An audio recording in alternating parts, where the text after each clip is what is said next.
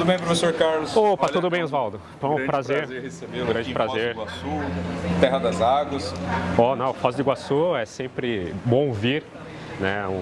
Uma cidade que de vez em quando apareço, até porque eu participo aqui do programa de mestrado aqui da Unila. Professor Carlos Coimbra é nosso professor do mestrado em Física aplicada, Física né? Aplicada, tá? Aqui na Engenharia da Unila. E então, professor, gostaria de fazer algumas perguntas sobre o seu tema de pesquisa. Ok, Oswaldo, vamos. Basicamente, vamos lá, para a gente começar, vamos aquecer. O seu tema de pesquisa principal, a sua área de atuação principal é dentro da astrofísica, né? E um dos temas de pesquisa seu é da área de matéria escura. Isso. Basicamente, né? Bem basicamente. Para a gente começar, você pode explicar um pouquinho melhor para mim, assim, quem propôs primeiro a matéria escura? De onde que vem o conceito da matéria escura? Quando nasceu essa ideia? No finalzinho do século XIX, tinha um físico muito importante, considerado talvez o maior físico do século XIX, porque era um cara que dominava todas as disciplinas da física naquela época. Inclusive, ele falou uma frase que está marcada na história da física, que é assim, isso no final do século XIX: não existem mais assuntos para que a física descubra. A física já está fechada. Existem ali dois probleminhas, um relacionado à eletrodinâmica de corpos e outro relacionado à chamada radiação de black body, corpo negro. Uma delas deu origem à relatividade especial e outra deu origem à física quântica, ou seja, ele disse que a física estava fechada, já mas não estava, né? Bom, nós estamos falando de Lord Kelvin, que foi, inclusive, né, a escala Kelvin é dada em homenagem a ele. O Lord Kelvin, ele estudava tudo que você imaginasse. E uma das observações que ele fez no finalzinho do século, isso foi exatamente em 1884, e depois ele escreveu um artigo sobre isso no início do século XX, ele constatou que se você somar a massa das estrelas observáveis num certo campo de observação com a massa esperada da galáxia, não coincide. Então é como se existisse mais massa na galáxia do que a soma da massa das estrelas. Então ele cunhou um nome matéria escura para uma massa de, digamos, nuvens escuras e planetas ou estrelas escuras que provavelmente existiriam para explicar essa deficiência, essa disparidade. Elementos não observáveis, elementos não identificáveis ainda, Isso, até então. E isso no começo do século? No começo do século XX. Uau. O Lord Kelvin propôs essa história. Só que passou muito tempo, passaram décadas, sem que ninguém tocasse no assunto. Aí só lá no 1933, um físico, um astrônomo suíço, ele observou aglomerados de galáxias. Ele verificou que a velocidade de dispersão das galáxias dentro do aglomerado, nesse caso era o aglomerado de Cabeleira Berenice, ele verificou que a velocidade de dispersão era maior do que o esperado. E isso aí só pode ser explicado se o aglomerado tem mais massa do que o imaginado. Então, ele fez um cálculo na época de que haveria 800 vezes mais massa, veja bem, 800 vezes mais massa do que o esperado. E aí, esse é o Fritz Zwick. O Fritz Zwick, ele resgatou aquela concepção do Kelvin sobre matéria escura. De que haveria algo não observado, não identificado ainda. Não identificado ainda. E a partir dali, principalmente ali em 1960 em diante, foi um boom de observações que convergiram para que de fato algo existe que nós não conseguimos observar. Com o aumento da precisão, com o aumento da precisão das observações, com o aumento da qualidade dos equipamentos, com a melhoria dos equipamentos de observação, dos telescópios e tudo mais, foram surgindo observações que cada vez mais colaboravam com uma teoria de que havia alguma coisa não identificada ali no meio, certo? Algo que não fechava a conta, digamos assim, né? Exatamente. O Zwick, ele fez observações com telescópios ópticos, né? E depois o pessoal observou com telescópios ópticos as curvas de rotação das galáxias, que são as velocidades das estrelas na nossa galáxia e em outras galáxias, mas também começou a usar outros telescópios mais precisos, telescópios com outros espectros, como por exemplo radiotelescópio, outros telescópios. Que é um pouco mais recente, né? Que é um pouco mais recente, ali, década de 60, 70. E aí eles começaram a montar as curvas de rotação, que são o diagrama de velocidades das estrelas na nossa galáxia e em outras galáxias, e verificaram que as leis de Kepler não se aplicam nessas curvas de rotação. Uma das leis, assim, consideradas como fundamentais, a base desse estudo, né? Mais de centenas de anos aí, né? As leis de Kepler. Ah, bacana. Mas aí eu te pergunto, a gente já tem hoje um pouco mais consolidado uma crença, um conhecimento de que uma parte do universo, uma porcentagem do universo é composto de matéria, matéria ordinária, matéria regular, ou seja, matéria que nós podemos ver, mensurar, observar, né? Só que tem outras formas também de matéria e energia também desconhecidas ainda, né? Sim. Qual que seria essa proporção? Qual que é essa proporção no universo hoje conhecido? Bom, essa proporção é bem chocante. Essas observações que a gente estava conversando agora, elas convergiram, né, para números realmente chocantes. Então, curvas de rotação de galáxia, aglomerados, lentes gravitacionais, mas principalmente a observação da radiação cósmica de fundo, que nós temos, né, no fundo do universo, nós temos uma radiação que é um fóssil do Big Bang. Né, porque o Big Bang ele é considerado uma espécie de grande explosão.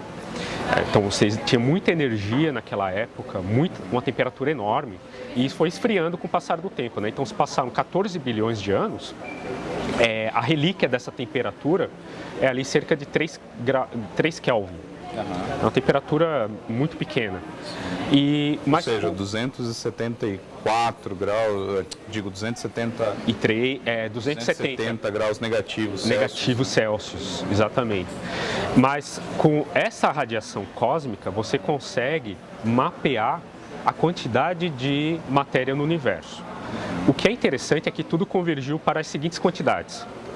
Nós temos hoje cerca de 5% é a matéria que nós conhecemos, é a matéria dessa mesa, a matéria do ar que nós respiramos, a luz. Até partículas que a gente não vê, mas são partículas que são medidas em laboratório, também fazem parte desses 5%. Estrelas, galáxias, nas nebulosas observáveis. Tá? Aí o que acontece? 25%. Está faltando bastante.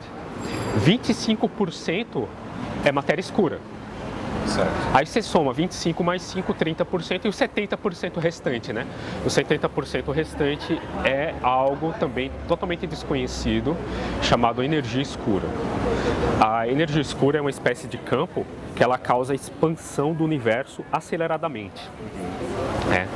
E, por incrível que pareça, é 70%. Ou seja, se você contar 70 mais 25, 95% do que existe nós não sabemos o que é.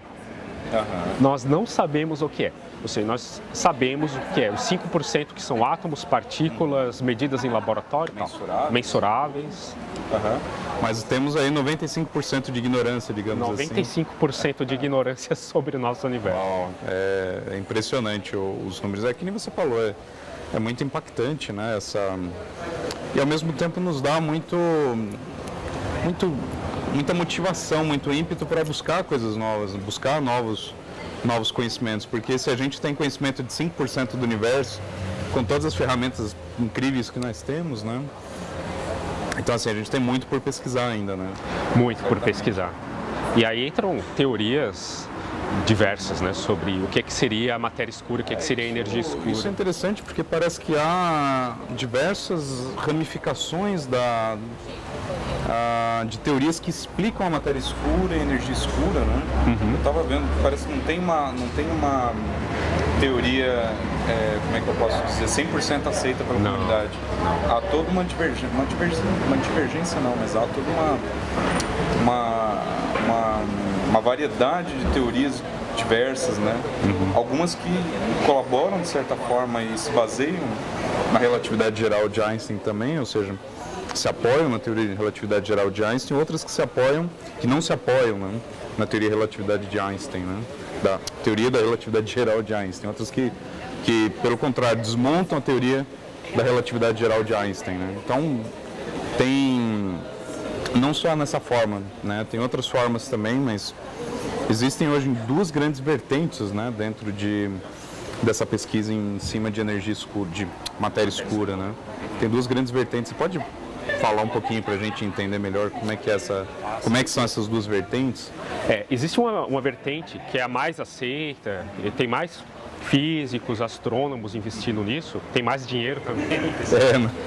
Isso é importante, na nossa área faz muita diferença. Tem muitas colaborações, laboratórios, que é a vertente de explicar matéria escura como uma espécie de nova matéria, uma espécie de nova partícula, né? Só que partícula é essa? Existem aí dezenas de possíveis novas partículas para explicar matéria escura. Cada uma delas tem nomes muito esquisitos.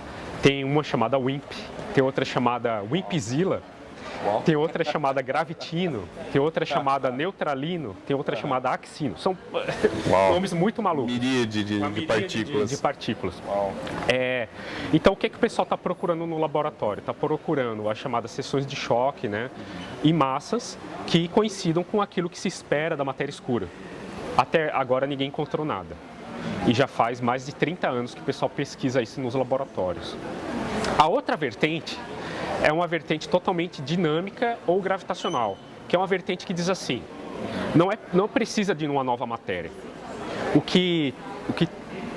O problema é resolvido quando você entende uma extensão ou das leis de Newton ou da própria relatividade geral de Einstein.